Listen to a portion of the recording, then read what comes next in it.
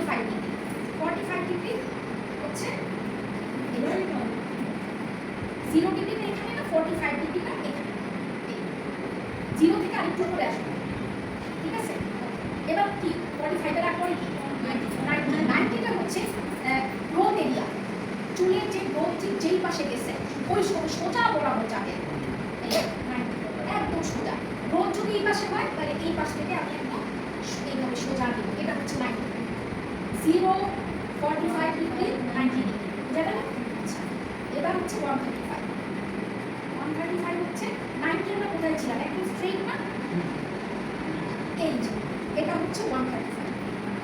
এর উপরে যখন আমরা একবারে চলে যাব 180, 180, 135, 90,